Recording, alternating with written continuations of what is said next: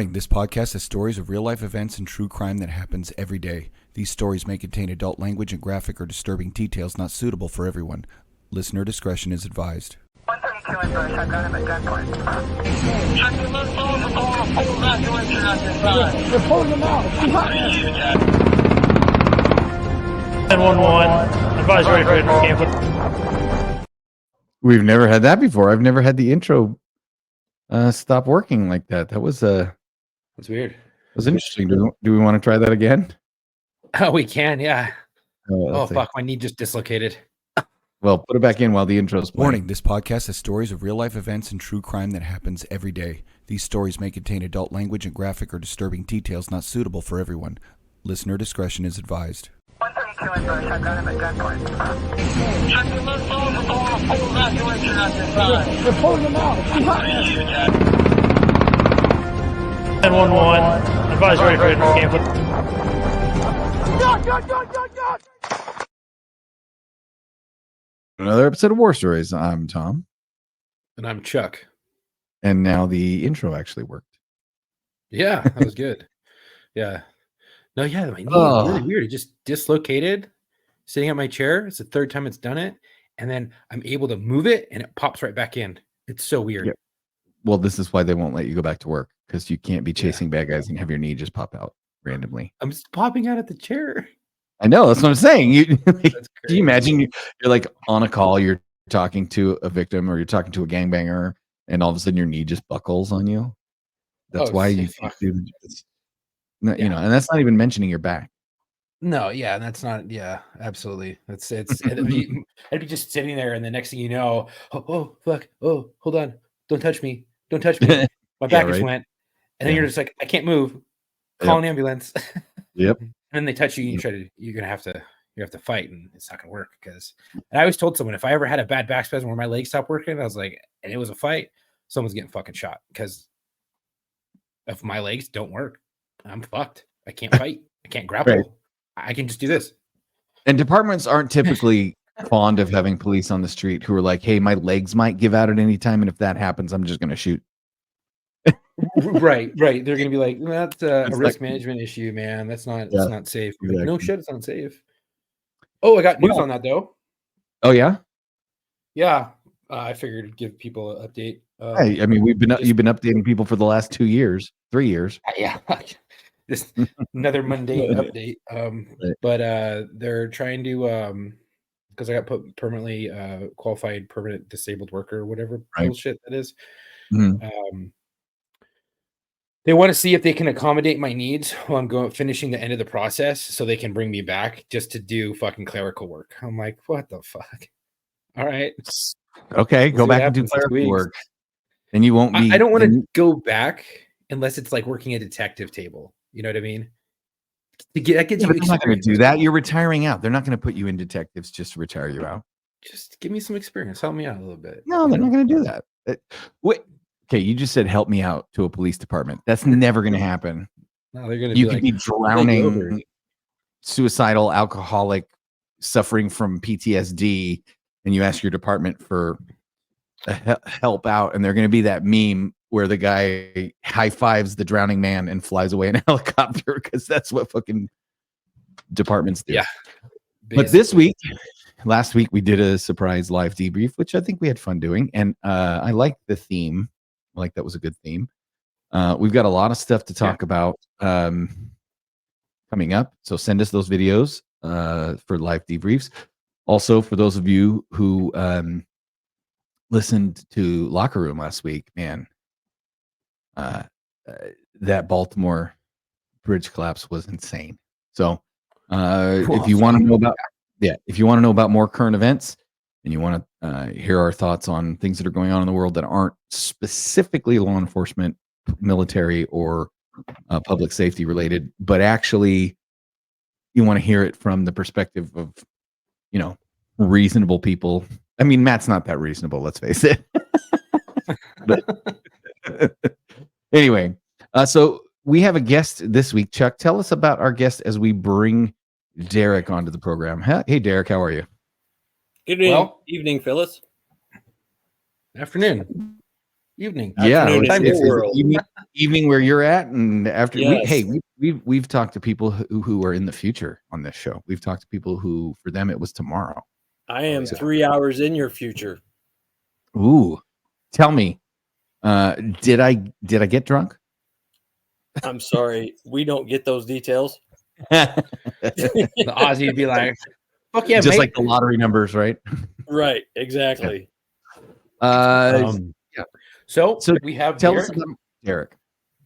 Yeah, so we have Derek. He wrote in because one of his buddies actually listened to the show and booked him onto it. So I think the thing at the end, the little blip I read at the end is working because we got Derek to come in and was told about us, and he was swapping some stories with a buddy, and they said, "Hey, you'd be a great fit for the show." So he wrote on in, and he is a volunteer firefighter, rescue rope expert in his personal and volunteer life as a firefighter and I guess a rope rigger. Yeah, so let me get this straight. I was master. yeah. How does this? You are a firefighter and you do rescues, rope rescues, Mhm. but you also you kind of said that that's your volunteer stuff, and that professionally you are a professional climber and you do rope rescue Mhm. work professionally as well. So tell us a little bit about that. That is correct. So I've been on the road for the last 15, 17 years, living as a rope access technician. And in North America, that means that I am certified by an organization who has our best practice standards from SPRAT, which stands for Society of Professional Rope Access Technicians. You That's a can mouthful. find them at sprat.org. There's a better Wow. explanation than I can give you in this short time that we have Sure. there. But when I joined, there was less than 3,000 technicians in North America. Now, I believe from what was posted from our latest get together assembly of Sprat, our yearly was over 7,000. So still, Wow. we are very young. When I came in, it was merely 15 to 20 years old. Now I've been in it for a decade or a little bit more. So now we're at 30 years old.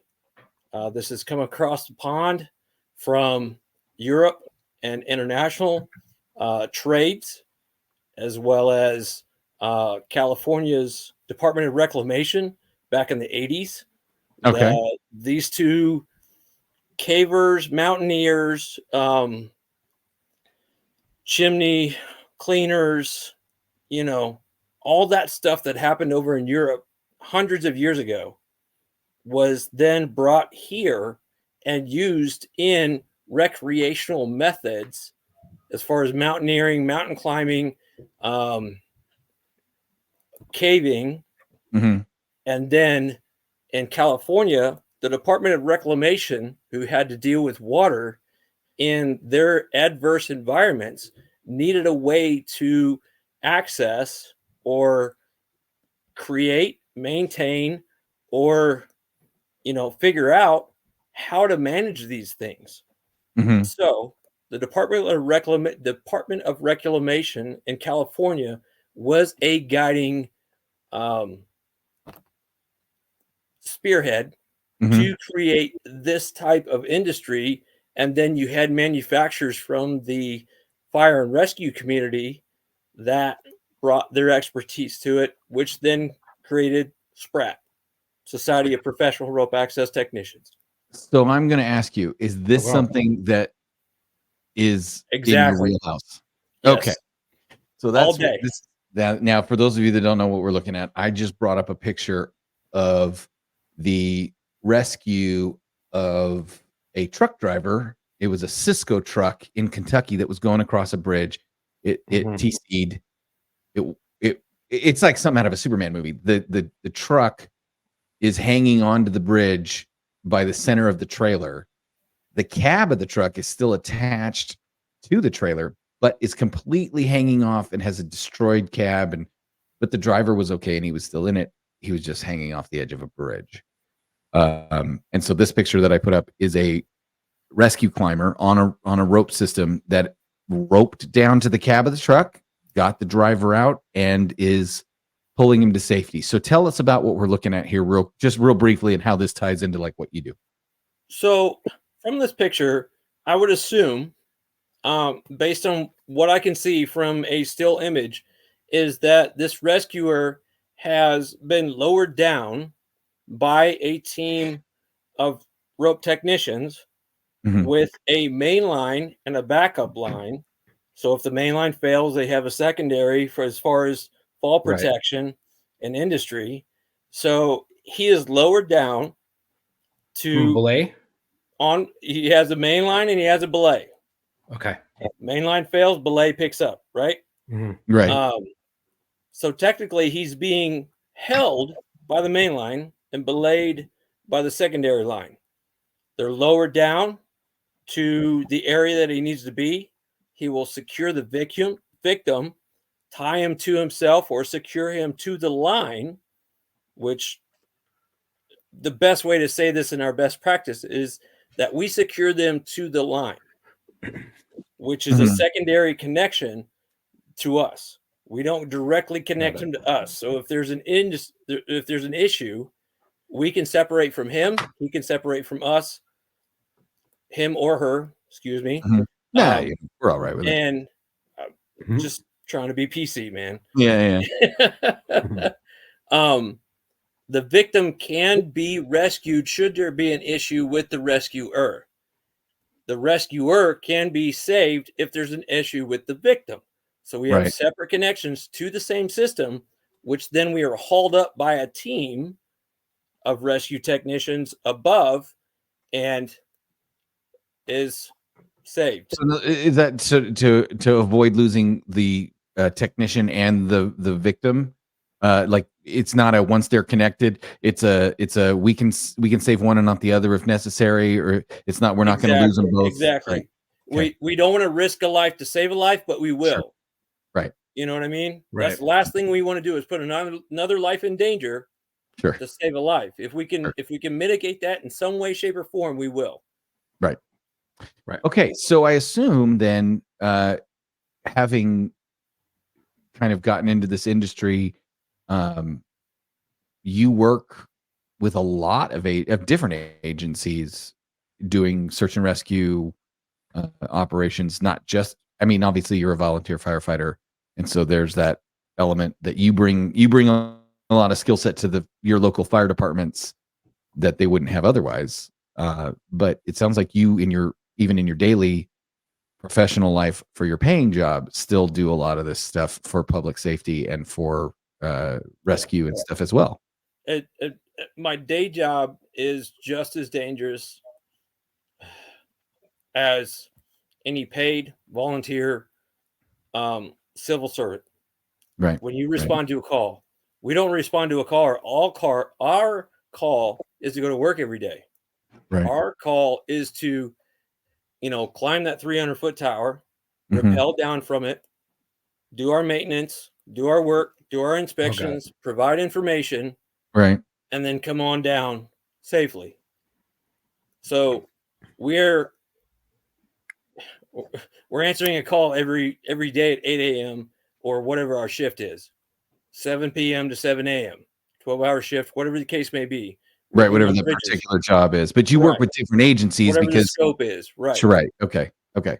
Got it. So you're more like your unit is more like it's a specialized unit that gets called out for stuff, and contracted for stuff. Or so if you've got a fire department that has a rope rescue and they don't have anybody, they're going to call, and you guys are local to them, they're going to call you out. Yes. Okay. And then on top of that, you do the volunteer fire stuff, so your fire department benefits from it as well. True. Is there anybody from on your fire departents that has the same experience or similar experience or skill sets as you do, or are you pretty much it? I've just doesn't sound like this relocated is in a the one-man last job. 9 months. So I'm a member of a new fire department. So I don't. There is a county team Mhm. that is specialized to what I'm aware of is equivalent to the industrial skills. Well, then Go ahead, I Chuck. guess our last the same question, but your previous agency that you worked for, and I want to say when we talked, I think you said something like 10 years or something like that. You worked there. Yeah. Am I wrong? Okay. No. What was the did the people there match your skill set, or did you have to teach them, or how did that look? Yeah, that's a good question. We had there was probably 30 people on our roster, right? Okay. On our roster that would attend calls, attend training, and so forth. We may have 60 or 70 or 80 people on our roster, but we have 30 that are active. Now, in that 30, there is, to my understanding, 7 different disciplines in the technical rescue field, according to NFPA 1006, which is dive, which is automotive, which is trench, which is confined space, which is, rope. So, I mean, Mhm. and that's just an example.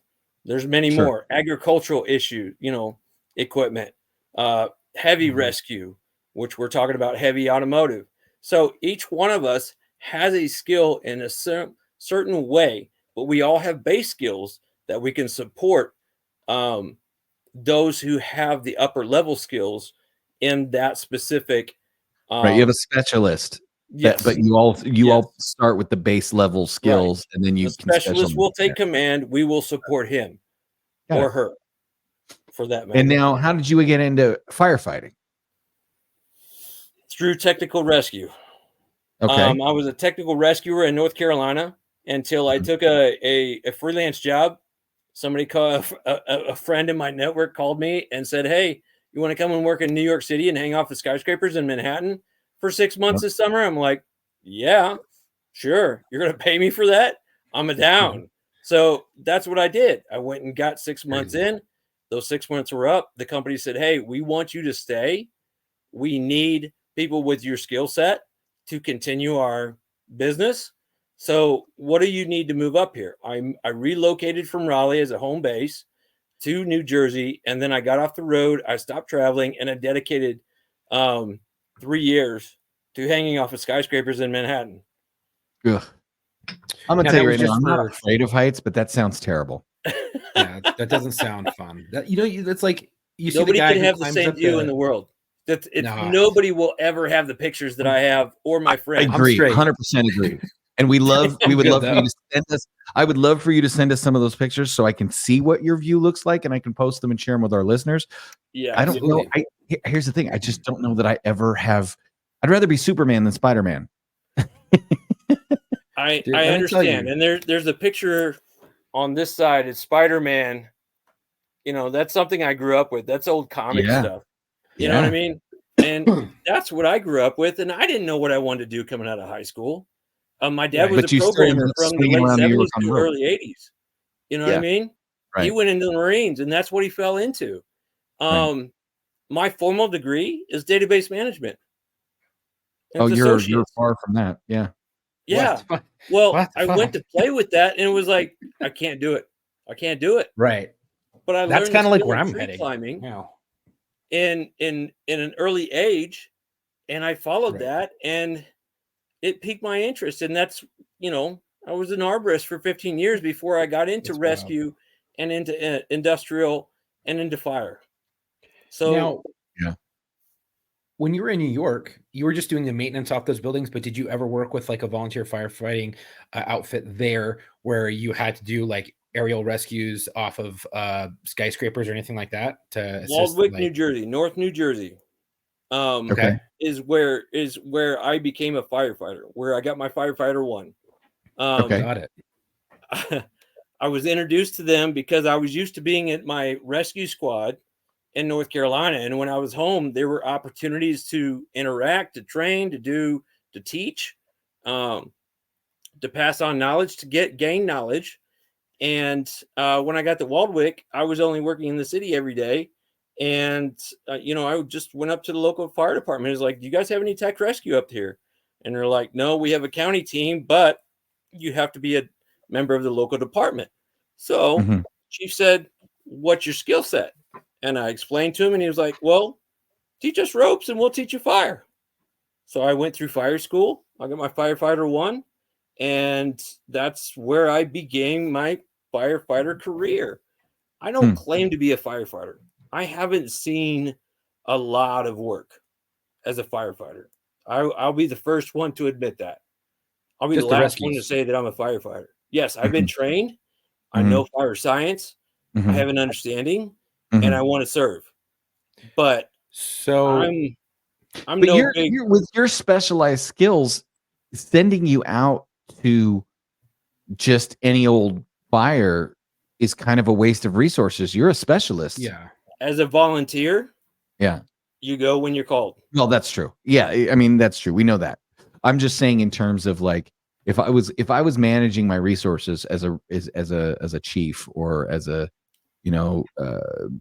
commander or whatever, I would look at the bottom line is some people have specialized skills and you use them for certain things, you keep them available for certain things, and you are in some degrees one of those people. It sounds like I would agree, but at the same time, I'm there to serve. right, We're and part of a that's team. the way we all are, right? It's not about, you know what I mean? Exactly. When we have 99.9% calls of auto accidents, fire, CO2, aid and assist, we have a 0.1% of high angle calls. Right. I'm going to be a team member. I'm going to show up. I'm going to be a grunt. I'm going to do what I'm told. I'm going to do what I know, and I'm going to follow procedure. Yeah. But you're gonna work the ambu bag on the CPR on the 80-year-old woman because they I'm going to told hit you the hydrant. you I'm going to pull the hose. I'm going to be, I'm going to be that until guy. until that time where they're like, hey, we have a rescue that needs to be repelled Right. down. It's pretty A precarious. confined It's pretty space hairy. or Right. automotive. And then you were like, yeah, put me in, if coach. it's my wheelhouse, they're going to be like, get Derek up here. Let's start working this. So my next question is that you sent a link in regarding a pretty precarious situation. Yeah. What's all that about? If you could get into that, we would love to hear that. I mean, it looked interesting from the clip that you sent. I like that you seem you're doing a good job pretending to be surprised that we were going to ask you about that. Yeah, because I did ask prior to like a list of questions and whatnot, but I did want to give you somewhat of a resume of you guys are looking for stories, which is cool. I could tell you a bunch of firefighting stories. I could tell you a bunch of ugly stuff, but who wants to commemorate that? Let's commemorate the times that all those times, in addition to the times that we were a big success that made news. Right? This is what our culture is about right now. I don't think many people want to commemorate that. I think that they want to share it for the simple fact that it may have affected them in a certain way and how they got over it. And I think that's what we really love to strive towards is when someone has something they dealt with that's fucking nasty, right? You saw a child die, or you dealt with this person who ended up dying in a horrific manner, and you tell that story, and then you're like, and this is everything that I dealt with since, and this is the nightmares I had, and this is what I did to help myself cope. And that, I think, is the strongest power. And not to mention, when we used to say it so many times before, we are a self-help podcast and a group therapy podcast without being that, right? We like to help others. Let me correct myself. Commemorate was the wrong word. That was exactly no, it's okay. the wrong word. No, I get what you mean. I think you're saying it's important 100%. to celebrate the wins too. Yes. True. And we love those too. Because there's too much negativity that feeds the world right now. Yeah. And just and I won't get into that. We'll no, just leave that alone. That's a whole other episode. But Chuck, you're so right. And please forgive me and those that are listening. It was not about a commemoration. It's about honoring those who have served and those we have lost that were served, and those who were lost in accidents and ugliness of this world. Yeah. All right. 100%. So with that, I'll move on. On Sunday, September 8th, I was called by a member of our niche network. Remember, there was only 3,000 to 5,000 of us, industrial rope access technicians in North America. Right. And if We you were think law about 10. enforcement is a small community, there's 700,000 cops nationwide. Imagine if law enforcement is a small community at 700,000. Imagine how small this Yeah, less community than is 10. at only 5,000. Yeah. Yeah. So, I got a call from a member of my network on the East Coast that said, we have a possible emergency. Are you available? Now, I don't know where I was on that list. I could have been 20th. I don't care. Right. I still got the call. I was available. I answered. And 5 hours, let me say, 3 hours later, I got confirmation. And 5 hours later, I was in Brunswick, Georgia, where a ship called the Golden Ray, which was a 650-foot long ship, 71,000 ton car carrier transport, had struck ground, struck ground, and it was laying 90 degrees on its side. And 20 people had been rescued out of it in the midst of a fire in its cargo hold. Now, a fire in a car carrying vessel with soft straps. So now we're talking about heat that's going to stop. That's holding the cars still. You add heat to that, they're going to fail. Cars stack on top of each other, on top of each other, on top of each other. And now you have fuel, you have oil, you have acid, you have all kinds of other, fluids. And if I see the picture that you've posted, look at the blackness and the smoke that is coming out of that. Mhm. Right. That Now is you have a heat major signature hazmat scenario. that is burning through the side of the hull of a ship. It was that hot in there. Right. So Now, for those of you that are watching on YouTube, we have a picture of the ship and have it being sideways, and it's legit. Like that shit, that shit is on its side. Like that Yeah. is it is not 90 degrees. It's more like 105 degrees, but it's pretty close. Like, anyway. So we arrived about close to midnight Eastern time. And the salvage master, which is the main head of everything, even the Coast Guard. The Coast Guard was there. The head Coast Guard guy was working in coordination with the salvage master in order to coordinate. When we arrived, we were told there were 4 people missing. Mhm. Oh, I was and that called big of a for a freaking salvage ship. job. I was called to possibly go in and get the black box, come back out. No people. It wasn't a personal livelihood, people involved type of thing. It was like, hey, are Right. you available for a salvage? Yeah, I But got when you 4 or get there, 5 it days. changed. Everything changed. Ooh, Everything changed. that's a gut punch. And we were told at 8 a.m. we would arrive at a Coast Guard station. We would be flown out to the ship. We would be dropped off. It was our job to, they informed us that there was communication inside the hull, and was heard by tugboats who were maintaining the corridor around the ship. And so there's communication. There's people alive inside. We needed to locate, breach, and get them out. Wow. So That's pretty welcome intense. to Brunswick, Georgia for a salvage mission that you're just going to go get a black box or something. Just go get information. And now, next thing you know, you're now in a recovery, not just of the black box, but of 3 living souls. And not to mention, now you're dealing with a hazmat scenario because of all the car stuff that's on fire, the rubber, the acid, the oil, the fuel, Exactly. all that shit is now ignited. Methyl ethyl bad shit. Yeah. Yeah. That changes everything. Chuck, that's a really good point, because that was our biggest things is before we could do anything to breach, we had to locate. Right. Now, us guys are thinking in our head, okay, if we're going down a ship and it's sideways, we may have to preliminary. We're trying to pre-plan, right? Mhm. What environment are we going into, and what could we expect? Where could they be, and how can we pre-plan if they're on a horizontal span, or if they're on a vertical span? Do we need to make a work platform? Mhm. Do we need to have that at the ready? So when we get there, we've got a few ideas about how we may be able to start a breaching program, or how to access these people inside the ship, depending on where their location is.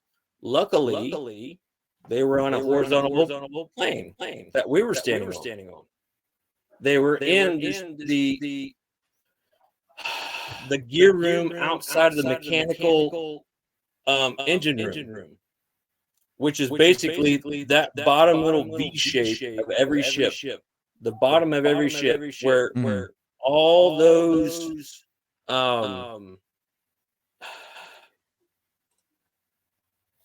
big pipes that turn that turbine, all those bearings, all that oil, all that hydraulics of moving the rudders. We were in that bottom mechanical area that had all that toxicity after a fire that had already burned through the hull of a ship. Just like Chuck said. Mhm. So Derek? we locate where the tapping's coming from, and we have a mag drill, which is electromagnetic. Go Chuck. 1 second. I don't think you're able to hear me. There's a bad echo. I don't know if it's us. I'm getting it from you too. Okay. You guys Hey, are getting a Tom, bad echo? I'm not getting any bad echo. Yeah. It's rough. I don't know if it's going to be coming through on the recording. It was 31, like 40 when I hit pause for a second. You hit. What did you pause? No, I didn't pause shit. It's still recording. It So I just sounds wanted to cleaner leave the now, time Chuck. hack. Is it better? It sounds cleaner on my end, because I heard an echo with me, and then I heard an echo with you. Okay, It might have I just don't know been the what internet. happened. Are you? Oh, okay. Yeah, it might have just been the internet. Anyway, okay, go ahead. Just jot down 3140. I think that's around the time that I said something. Okay, continue. Sorry, Derek. No pick up where problem. you left off.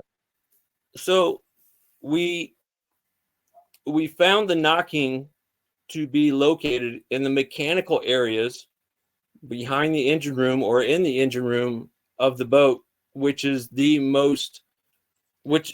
lowest V-hole part of a ship, where all these drive shafts are going to, turn the propellers, how to move the rudders. So we've got a lot of mechanicals in there. But luckily, because it was listed, it was more of a horizontal than a vertical for us. So our initial cut was a slow cut, oiled 3-inch puck with a magnetically stimulated drill. So it's a mag drill. What I know is a mag drill. It's an electromagnetic drill. You set down, you plug it in, turn on the power. You got an electromagnet that holds it to the hole, and then you basically, drill into the surface nice and slow.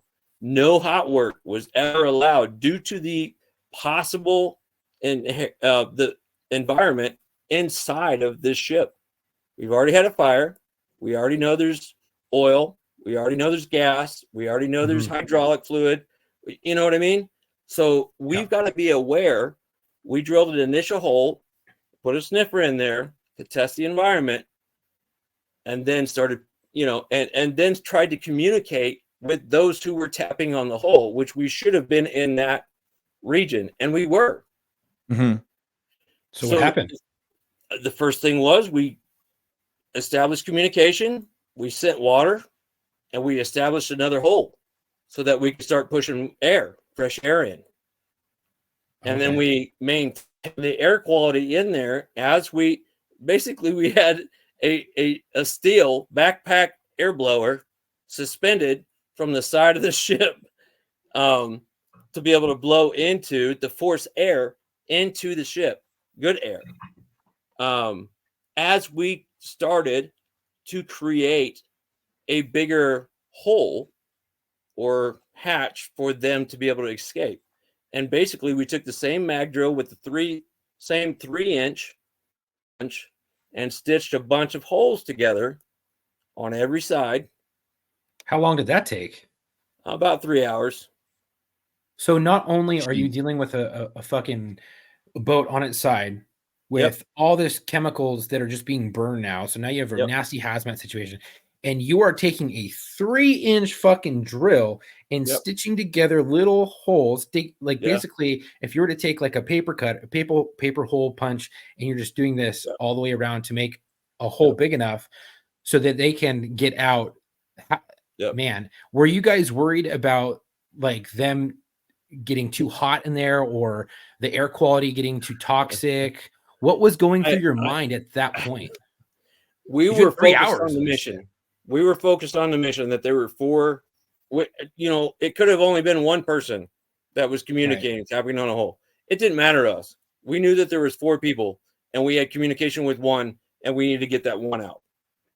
So we just focused on getting our materials here. I was staged at the top as another member and equipment on top of the ship. We rappelled down the side of the bottom of the ship to get to that V hole where the mechanics are, and there were other operators working there as I manned the top. Now, it was ambient temperature inside the ship was 140. Ambient temperature outside of the ship was 120, 130. Holy shit, the oven. By the time I got off the top of the, which I'll call the top, but we'll call the side of the ship, and rappelled down to get to the operation and bring extra equipment and personnel, I was experiencing heat issues. I was like personal heat exhaustion kind of thing? Heat exhaustion, heat stroke. Okay. There was a tugboat there supported by the Coast Guard with them on it. They had gotten a shelter to protect them from, just a pop-up tent was to protect from heat while we did these drills. Now I had to step off into the tugboat to cool off a little bit, get myself back together, and then rejoin the team and the procedure. And after we had gotten 2 sides of this punched out with that one mag drill, we gained a second mag drill and we started punching out the 3rd and 4th side and stitching it together. So, pardon me for I don't know if this is a comparison that you've ever had made, but this sounds to me not in the strictest sense, but in the preparation and it's like going into a lab. There's so much bad stuff. There's so much unknowns. You're in there. You can only be in there for a certain amount of time. You got to come out and take rest periods. There's chemicals lurking around every corner. There's hidden dangers. It takes very specialized equipment, and I know the actual nuts and bolts of what you're doing are different, but the safety concepts and the strain on the body and some of the dangerous hidden chemical hazards, those are all very similar and very real, because I think Derek has been doing this so long, he's kind of burying the lead, which is at any second, this thing's going to go bad, right? Like everybody's pretty calm. You have to be aware of that, but you can't focus on that. Exactly. You can't do your job under the specter of, oh, I'm scared. I tuck my tail between my legs and I do everything tender. You go boldly, right? I hate that sounded like Star Trek. You go aggressively. you address the threat. You don't shy away from it, but at the same time, that mindset, that threat level, that in the kind of catching a tiger by the tail is ever present. And I know, I'm confident. I was a member of a 5-man team. So there were 4 other guys. The owner of the salvage company, and then One other guy on that team was rescue or, civil service or fire certified.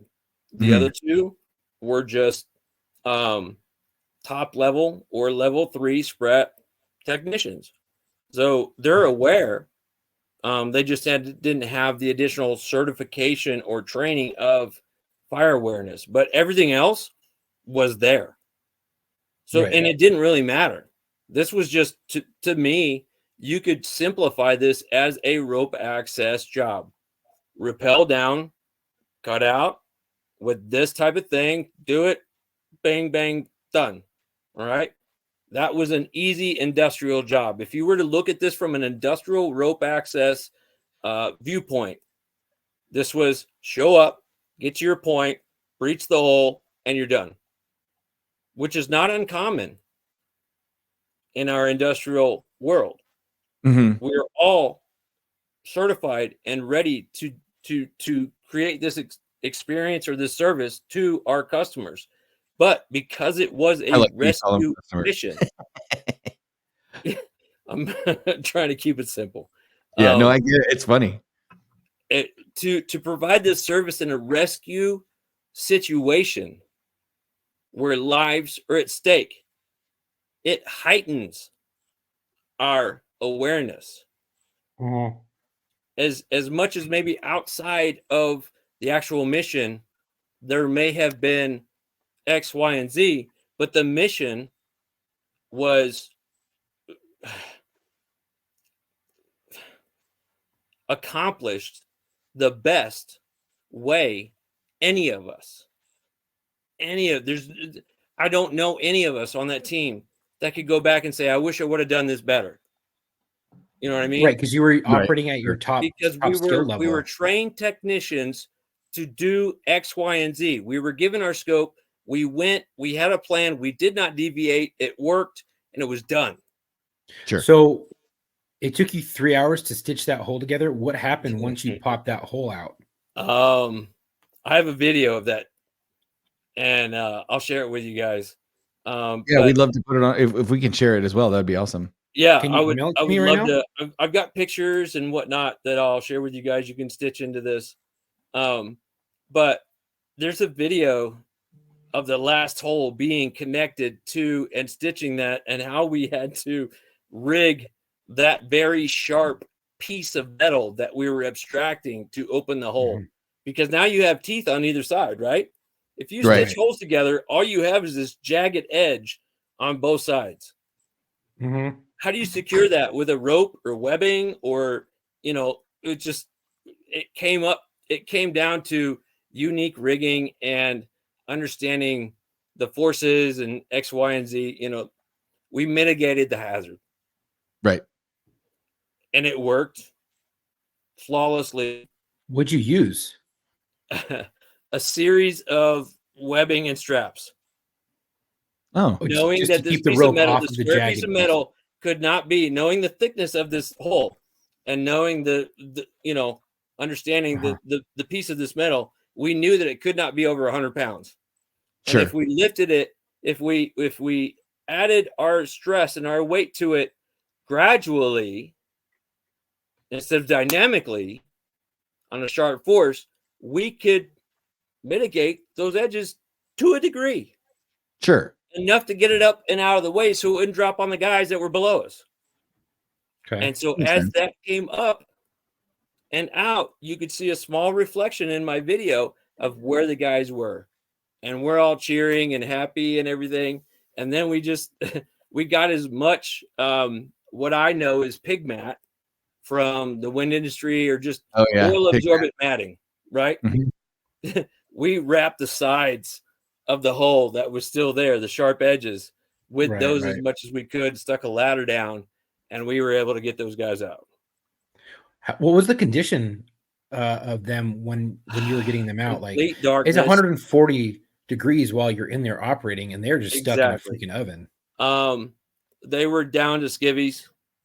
They shed every piece of clothing that they could. They were covered in oil.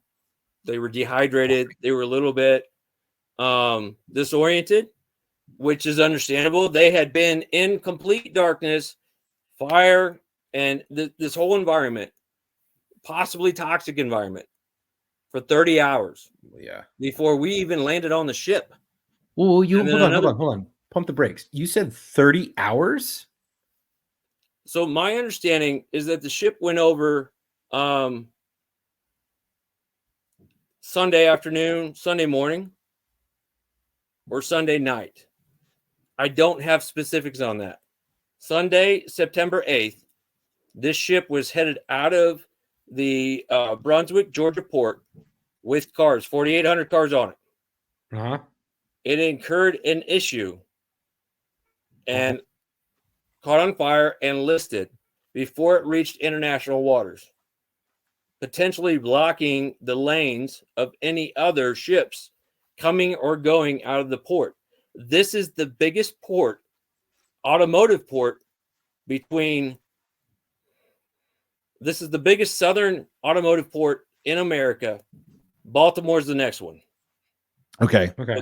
So all the automotive cars that are being shipped from, the east come through the Panama Canal, come up here. This is the first place they hit, Brunswick, Georgia. And then from there, they go to Baltimore. So 30 hours. Yep. You guys get the hull open. How many people do you know at this point that how many people are still trapped inside? There were 4 people that were missing at the time. Okay. So you did know that. Yes. Okay. And was there any communication with them whatsoever? So outside of tapping on the hole, and until Yeah. we actually made our first breach, no. Wow. Okay. So did you do the whole, like I saw the Poseidon Adventure. Did you tap on the hull and they tapped back? You guys were able to confirm people were alive in there. But other than that, Coast Guard was able to do that for us.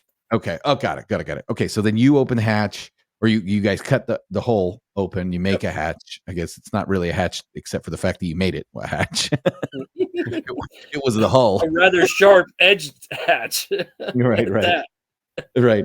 And so now after you get the hull breached, what's the next step for you guys? Do you direct people to the breach? How do you, I'm curious, like, because that's a big ship. Yeah. So we have, in the time that we're breaching the hull, we have somebody communicating. These are South Korean men who are in the ship. So there was 20 people who were evacuated during the fire Sunday night. Or it should have been Saturday night, Sunday morning. We got the call Sunday afternoon. We showed up Sunday night. Excuse me.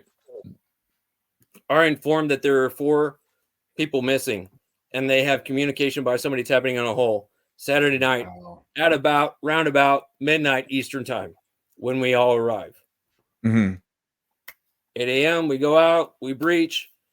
As soon as we open that hole, as soon as we open a hole, we start communicating. We have somebody there from the Coast Guard. One of the gentlemen inside could speak very little English. Right. So we said, "How many are you? What do you need? How can we help? We're coming to get you." So water, water bottles can fit through a 3-inch hole. We strung a bunch of water bottles on a rope and dropped one, a long, 20, 30 foot rope with water bottles strung on it to give them to hydrate.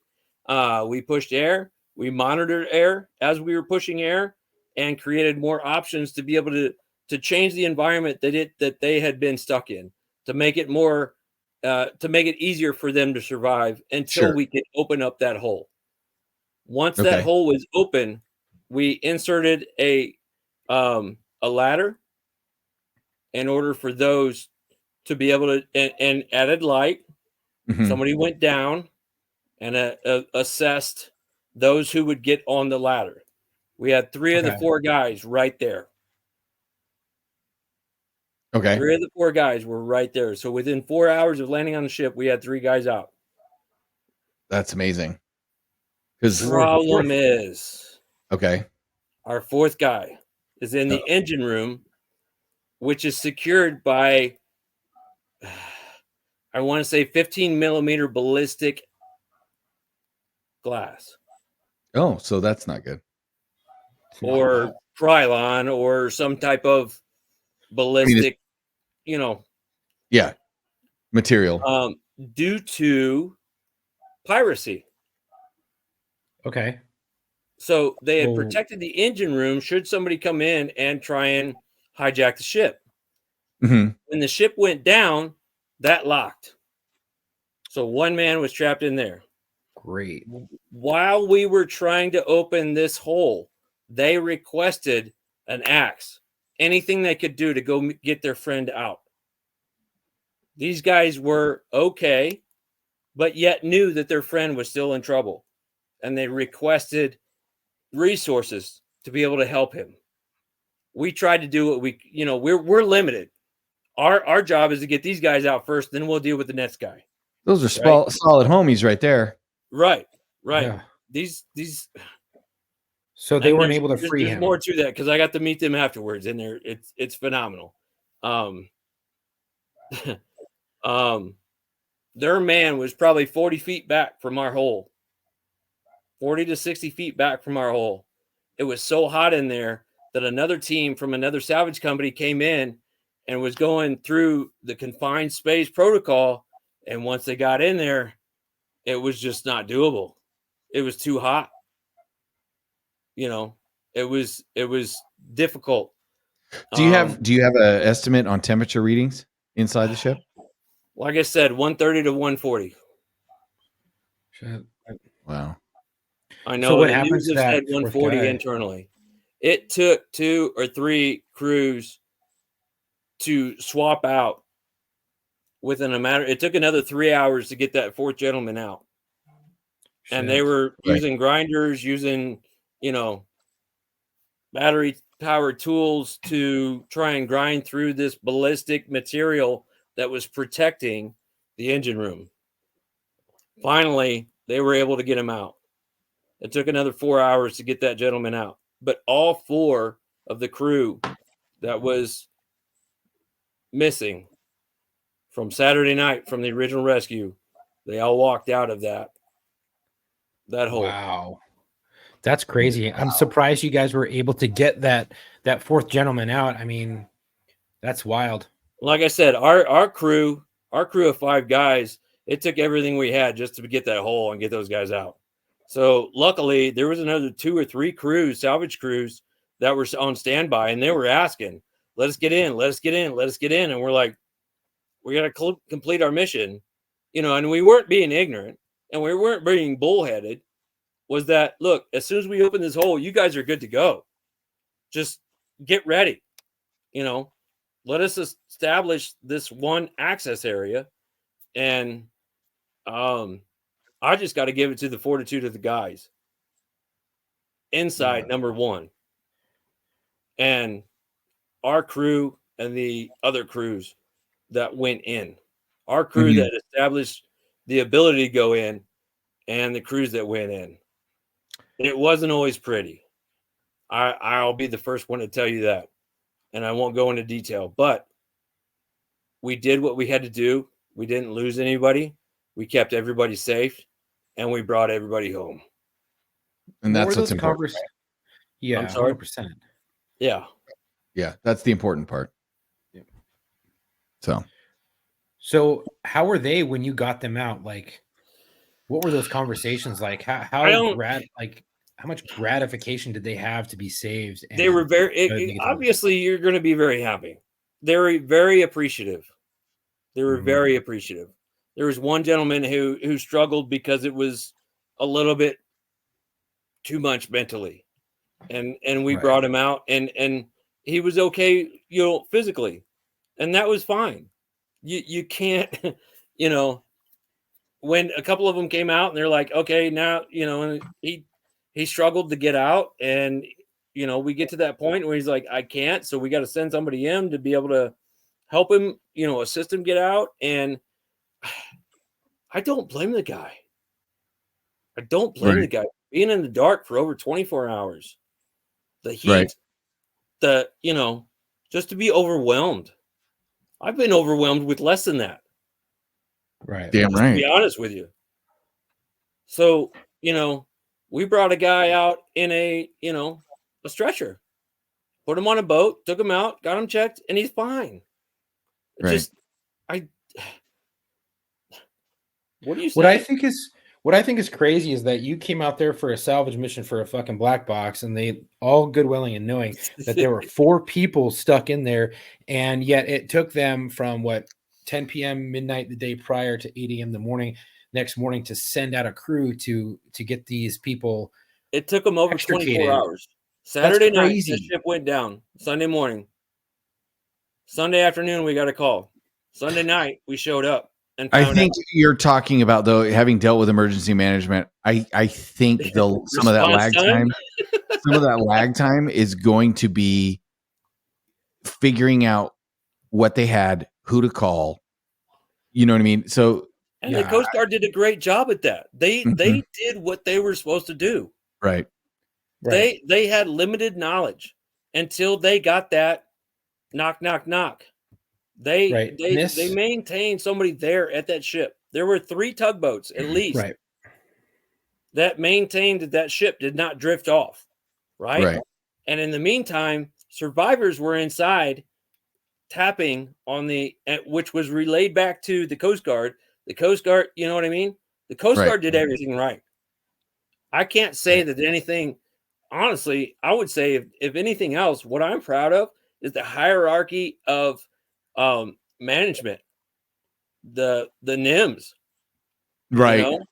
The NIMS system. I can't say that it was, I don't know it that well to say that they operated exactly the way it was, but that was the best managed incident I have ever experienced in my decade of being a civil rescue servant. Yeah. Wow. That's all I got to say. Put this in perspective for people listening. This isn't like 911 where you're listening or you're watching a TV show and it's an hour long and they get all this shit done and they get on scene. Next thing you know, they're getting the people out like fast. This is not how that works. I mean, this takes a lot of time to get resources. Yeah, it's crazy. And it's crazy to think that it took that long, but also like it's great that you were able to extricate everybody, get them all out safely. But I got to tell you, thinking like being on the inside, man, I'd be like, this is it. This is how we go, guys. Like this you're sitting there knocking, hoping someone hears you, hoping you don't burn to death. That monkey in the cage.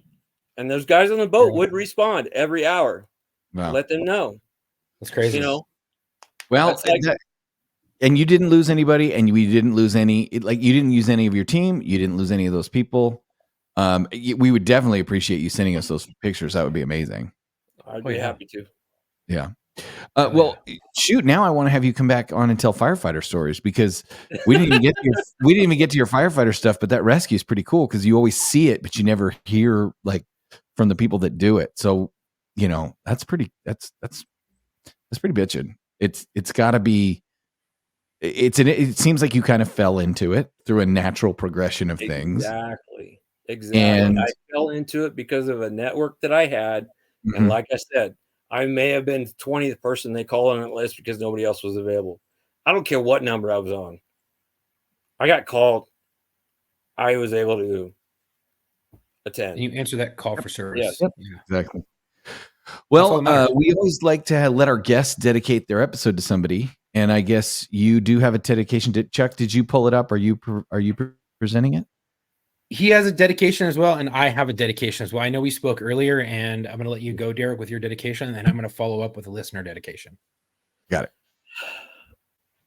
it. Just like we've talked about in this, and that last statement that we have, I want to dedicate this to all those who have the heart to serve and who have answered the call. Right. Absolutely. For sure. Amen to that. Now, we've been getting a lot of listener dedications sent to the email, and this is one of them. And this was sent in by Matthew. I'm not going to say your last name for operational security purposes because you didn't let me know if I could, but I'm just going to say your first name. Matthew sent this in. And it first started out in his hometown in North Carolina as a code blue alert. From what he has read, this is sadly the 123rd officer to die in 2023. To many, Sergeant Philip Dale Nix. This goes out to you, brother, and to your family. Your badge number was 873. Sergeant Nix was the supervisor of the Greensboro Police Family Victims Unit. His colleagues called him the true victims advocate and a pillar in the community. Nix was 23 years veteran with the Greensboro Police Department, a husband and a father. Nix was shot on December 30th when he reportedly confronted people attempting to steal beer from a Sheetz gas station on Sandy Ridge Road off Interstate 40.